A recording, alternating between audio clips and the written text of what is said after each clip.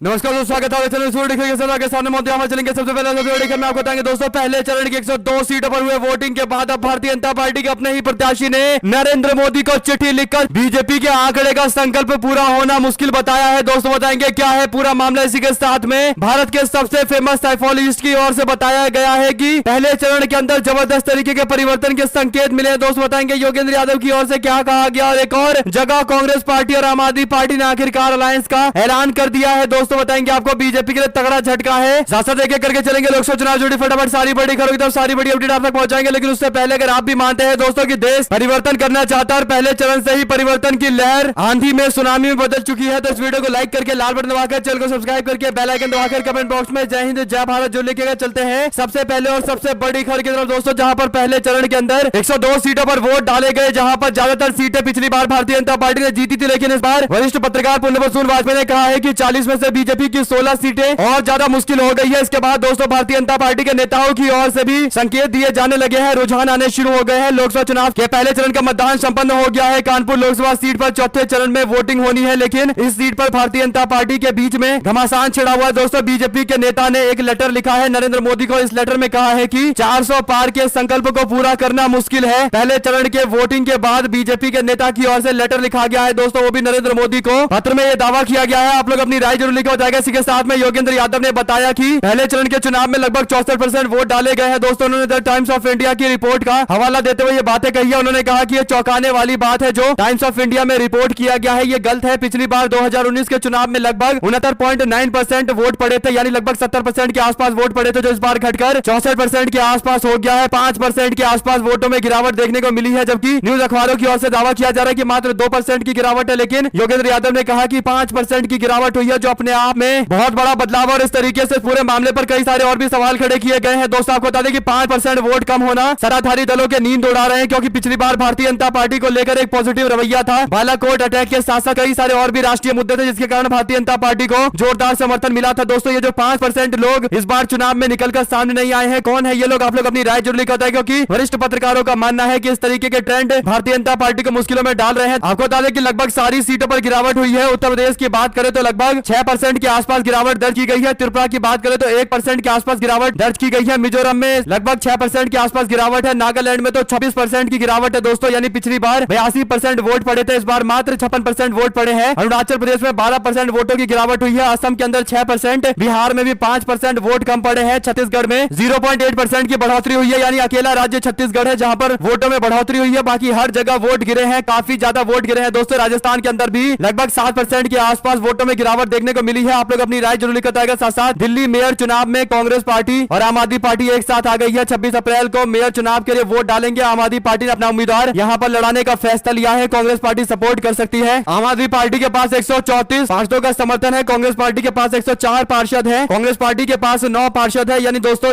134 में 9 और ऐड कर दीजिए, यानी कांग्रेस और आम आदमी पार्टी साथ में आ गई है, तो 143 का आंकड़ा गठबंधन ने मिलकर पार कर लिया है दोस्तों। साथ साथ हिमाचल प्रदेश में 7वें और आखिरी चरण में लोकसभा चुनाव होने वाले हैं। इस बीच आखिरी चरण में लोकसभा चुनाव के साथ उपचुनाव भी होने वाले हैं। 2022 के विधानसभा चुनाव में कांग्रेस पार्टी से बगावत करके पच्छाद से निर्दलीय प्रत्याशी के तौर पर चुनाव लड़ने वाले गंगू राम मुसाफिर फिर से हिमाचल प्रदेश कांग्रेस पार्टी में शामिल हो गए हैं। मुसाफिर के चुनाव लड़ने को लेकर चर्चाएं चल रही है। कांग्रेस पार्टी की दयाल प्यारी भारतीय जनता पार्टी की रीना कश्यप से चुनाव हार गई थी। हिमाचल प्रदेश कांग्रेस के सह प्रभारी तजिंदर पाल सिंह बिट्टू ने कांग्रेस पार्टी से इस्तीफा देकर बीजेपी ज्वाइन किया, लेकिन भारतीय जनता पार्टी के नेता को कांग्रेस पार्टी ने अपनी पार्टी में शामिल कराते हुए राज्य में सरकार बरकरार रखने के लिए उपचुनाव जीतने के लिए सारे राजनीतिक इंतजाम करने शुरू कर दिए हैं दोस्तों। साथ साथ महाराष्ट्र के डिप्टी सीएम और एनसीपी के प्रमुख अजीत पवार अपनी राजनीति को लेकर एक बार फिर से सुर्खियों में बने हुए हैं। अब उन्होंने अपनी दिनचर्या का खुलासा करते हुए कहा है कि 5 बजे जाग जाते हैं, 6 बजे अपना काम शुरू कर देते हैं। इस दौरान दावा किया है कि पवार साहब यानी शरद पवार ने मुझे, प्रफुल्ल पटेल और जयंत पाटिल को बीजेपी से बात करने के लिए कहा। मैं वो लेटर दिखाने के लिए तैयार हूँ। अजीत पवार ने इंडिया गठबंधन और शरद पवार से सवाल पूछे हैं। दरअसल दोस्तों बड़ी बात यह है कि अजीत पवार को जब ये समझ में आ गया है कि शरद पवार के सामने उनकी राजनीतिक तौर पर कोई हैसियत नहीं है, तब वो शरद पवार के पुराने मामले को उठाने का प्रयास कर रहे हैं और इस तरीके के दावे कर रहे हैं कि उन्होंने भारतीय जनता पार्टी से बात करने के लिए कहा था। आप लोग अपनी राय जरूर लिखकर बताएगा। साथ साथ दोस्तों 21 राज्यों में 102 सीटों पर वोट डाले गए। पश्चिम बंगाल और मणिपुर के अंदर हिंसा की खबर सामने आ रही है। हालांकि इलेक्शन कमीशन ऑफ इंडिया की ओर से कहा जा रहा है कि इस पूरे मामले पर कार्रवाई की जा रही है। उम्मीद की जा रही है कि जल्द बड़ी कार्रवाई की जाएगी। साथ साथ दोस्तों राउज एवेन्यू कोर्ट ने मनीष सिसोदिया के चुनाव प्रचार के लिए उनको जमानत नहीं दी है। सीबीआई बोली, कहा कोर्ट ने इन्हें मास्टरमाइंड माना है। बेल मिली तो जांच और गवाहों को प्रभावित करेंगे, यानी सिसोदिया को भी अब बेल नहीं दिया जा रहा। इससे पहले अरविंद केजरीवाल के बेल में कोई ना कोई अड़ंगा लड़ाया जाता था दोस्तों, और अब मनीष सिसोदिया को भी जेल में रखने के हर संभव प्रयास किए जा रहे हैं। आप लोगों की क्या राय है लिखकर जो बताएं, क्योंकि खबर ये चल रही थी कि मनीष सिसोदिया जल्द जेल से बाहर आएंगे और इसके बाद उनका आम आदमी पार्टी स्वागत करेगी और चुनाव प्रचार की जिम्मेदारी वो खुद संभालेंगे, क्योंकि दूसरे नंबर के नेता है तो इससे आम आदमी पार्टी को फायदा भी पहुंचेगा। लेकिन अभी भी उन्हें छोड़ने का कोई प्लान नहीं है। ईडी का जो जानकारी सामने आ रही है दोस्तों, इसी के साथ में केजरीवाल बोले, कहा 48 बार मैंने खाना खाया, बस सिर्फ 3 बार मैंने आम खाया था। ईडी ने कहा था कि जानबूझकर आम और मिठाई खा रहे हैं अरविंद केजरीवाल ताकि उनका शुगर लेवल बढ़ जाए और उनको बेल मिल जाए। दरअसल दोस्तों ईडी के द्वारा लगाए गए आरोप पर अरविंद केजरीवाल ने कहा है कि उन्होंने 48 बार खाना खाया है लेकिन मात्र 3 बार आम खाए हैं। ये जो दावा ईडी की ओर से किया जा रहा है ये पूरी तरीके से गलत है। आप लोग अपनी राय जरूर लिखो बताएगा दोस्तों। इस वीडियो को ज्यादा से ज्यादा अपने लोगों तक शेयर कीजिएगा ताकि सभी तक इन्फॉर्मेशन पहुंचती रहे। साथ साथ राकेश टिकैत बोले, कहा जब चुनाव लड़ने वाले ही ढीला चुनाव लड़ेंगे, खर्चा नहीं करेंगे और बयानबाजी में भी कटौती करेंगे और गर्म बयान नहीं देंगे तो ऐसा ही होगा। कुल मिलाकर दोस्तों राकेश टिकैत ने कम वोटिंग परसेंटेज को लेकर ये टिप्पणी की है। आप लोगों की जो भी राय हो लिखकर जरूर बताएगा। कौन है जो सही से चुनाव नहीं लड़ रहा, क्या विपक्ष सही से चुनाव नहीं लड़ रहा या फिर सत्ताधारी दल की ओर से चुनाव को एकदम हल्के में लिया जा रहा है? आप लोग अपनी राय जरूर बताएगा। साथ साथ दोस्तों लोकसभा चुनाव के पहले चरण में कूच बिहार सहित कई जिलों के अंदर छुटपुट हिंसा से सबक लेते हुए अब निर्वाचन आयोग ने दूसरे चरण के चुनाव के लिए राज्य में केंद्रीय सशस्त्र बल यानी सीएपीएफ की तैनाती बढ़ा दी है। दूसरे चरण के आगामी 26 तारीख को वोट डाले जाएंगे। पश्चिम बंगाल के मुख्य चुनाव अधिकारी ने कहा कि दूसरे चरण के अंतर्गत रायगंज, दार्जिलिंग और बालूरघाट जिलों में चुनाव होने वाला है। इसके लिए निर्वाचन आयोग ने इन जिलों के अंदर सीएपीएफ की 303 कंपनियों को तैनात करने का फैसला लिया है ताकि चुनाव शांतिपूर्ण तरीके से हो और राज्य में किसी भी प्रकार की अप्रिय स्थिति पैदा न हो। चुनाव को शांतिपूर्ण ढंग से संपन्न कराने के मकसद से राज्य में सीएपीएफ की 273 कंपनियां पहले से ही है और 30 अन्य कंपनियां ऐड की जा रही है। दोस्तों धीरे धीरे और ज्यादा सख्ती करने का प्रयास किया जा रहा है। ममता बनर्जी का आरोप है कि इस तरीके से अतिरिक्त कंपनियों को तैनात करके कहीं न कहीं चुनाव को प्रभावित करने की कोशिश की जा रही है। तृणमूल कांग्रेस का आरोप रहता है कि सुरक्षा बलों को जो केंद्र से राज्य में भेजा जा रहा है ये ज्यादातर भारतीय जनता पार्टी के समर्थन में रहते हैं और इसीलिए बीजेपी के पक्ष में लोगों से वोट की अपील भी करते हैं और दबाव भी बनाते हैं। हालांकि दोस्तों अभी कोई सबूत नहीं दिया गया है लेकिन जो आरोप लगाए गए हैं काफी गंभीर है। आप लोगों की जो भी राय हो लिखकर जो बताया गया। इसी के साथ में चुनाव के बीच नरेंद्र मोदी से एलन मस्क की मुलाकात को लेकर चर्चाएं चल रही थी। अब बड़ी जानकारी दी गई है। टेस्ला के सीईओ एलन मस्क फिलहाल भारत नहीं आ रहे हैं। उन्होंने अपना भारत का दौरा टाल दिया है। रिपोर्ट में दावा किया गया है कि एलन मस्क ने अपना भारत का दौरा स्थगित कर दिया है। उनका भारत के अंतरिक्ष स्टार्टअप के साथ एक सम्मेलन में भाग लेने और सोमवार को प्रधानमंत्री नरेंद्र मोदी के साथ बैठक करने का कार्यक्रम था। मस्क ने इसे लेकर सोशल मीडिया पर जानकारी दी। उन्होंने कहा कि दुर्भाग्यपूर्ण है कि मुझे टेस्ला के प्रति जिम्मेदारी के चलते भारत दौरा रद्द करना पड़ रहा है, लेकिन मैं इस साल भारत आने का मौका देख रहा हूं। अरबपति से दुनिया के तीसरे सबसे बड़े ऑटो बाजार में प्रवेश करने की अपनी योजना का खुलासा करते हुए उन्होंने कहा कि 10 अप्रैल को एक्स पर पोस्ट करते हुए कि भारत के प्रधानमंत्री नरेंद्र मोदी से मुलाकात करने के लिए उत्सुक हूं, लेकिन अभी ये मुलाकात नहीं हो पाई है। दोस्तों क्या इसके पीछे बड़ा कारण यह है कि चुनाव की तैयारियों के कारण उनकी टीम ने उनको भारत आने से अभी अवॉइड करने के लिए कहा है। आप लोग अपनी राय जरूर बताएगा। हमारे साथ लगातार जुड़े रहने के सभी दोस्तों, भाइयों, बहनों, मित्रों का बहुत बहुत धन्यवाद। देख रहे थे आप चैनल। जय हिंद, जय भारत। ज्यादा से ज्यादा इस वीडियो में तो कीजिएगा दोस्तों। जय हिंद।